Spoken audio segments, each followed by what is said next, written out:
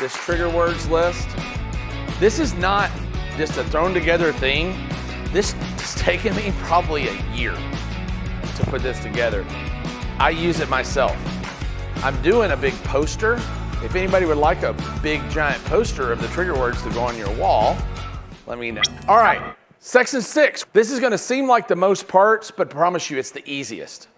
The only thing to remember here is keep the steps in order. Keep the steps in order. You can do a pretty bad job at everything else I'm about to show you and still do well as long as you keep things in order. This requires far less skill than what we've talked about before, far less thought, right? It's just pretty robotic. So far, let's talk about what we've done. We've grabbed attention, we've made a promise, we've backed the promise up, we've connected to the audience, and you've told your story, right? A lot of people do that. Salespeople do this all the freaking time. They get this part right because it's the hardest part, right? And then what do they not do? Close. They don't ask for the sale, right? And that's the difference between a really great salesperson and a really bad salesperson. Totally the difference, right?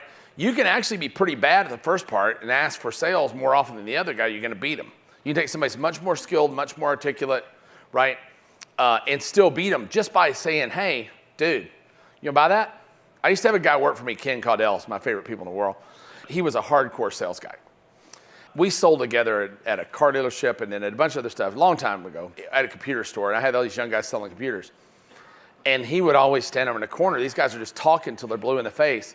And Ken's going, hey, boss, let me go button that up. Let me go button that up. Let me go button that up. And he would get so frustrated. He's like, all these young college kids were working for me, University of Indiana, and he'd say, hey, kid, Jimmy, yeah, your mom's on the phone. I think she's sick or something. Really? Yeah, she's right here. And he'd go over to get the phone. Ken would go close his sale. And the kid would come back and says, there wasn't anybody there. And he's like, he just loved to close them up. And he was a great closer.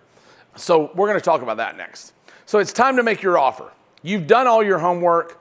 You've done the part nobody else does, right?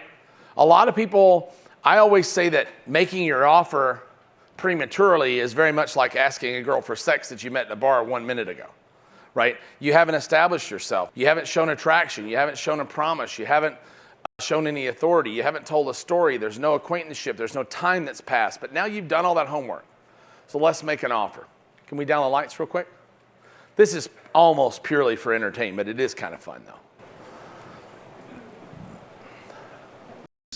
Mm-hmm. Mr. Barnum, I can't just run off. The greatest offer maker ever. Sounds thrilling, doesn't it? Let's just say that I find it much more comfortable admiring your show from afar. Comfort, the enemy of progress. Do you understand that just associating with you could cost Comfort me is my- the enemy of progress. Oh, it could cost you more than that. You'd be risking everything, but... Now, right? So if you haven't seen that movie, Greatest Showman, it's like maybe the greatest movie ever. Really, really good. But the point is, there's a couple of lessons to be learned there. All that's just entertainment, right? Barnum was the greatest offer maker ever in the history of offer makers. He was the greatest, right? But you remember what he told the guy he was going to be doing in the job? He didn't tell him. Remember how much money he told him he was going to make? He didn't. He talked about breaking through, coming over to the other side, being free, right?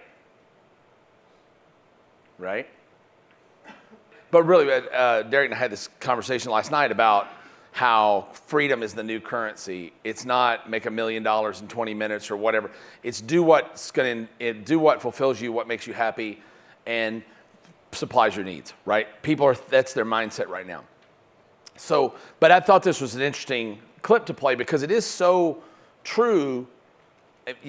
Carl White's our good friend who's a War Room member.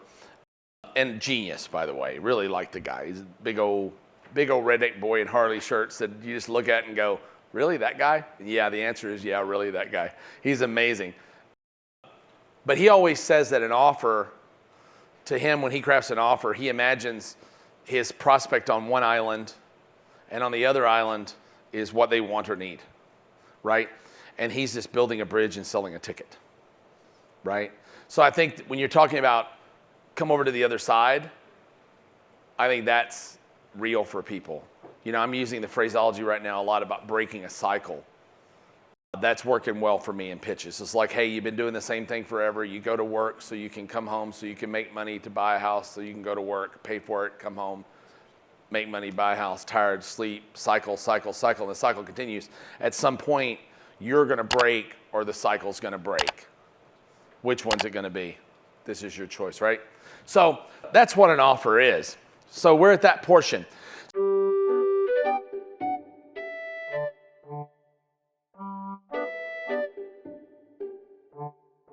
So this is what I think is the hardest part for people. It's so weird, especially stage speakers.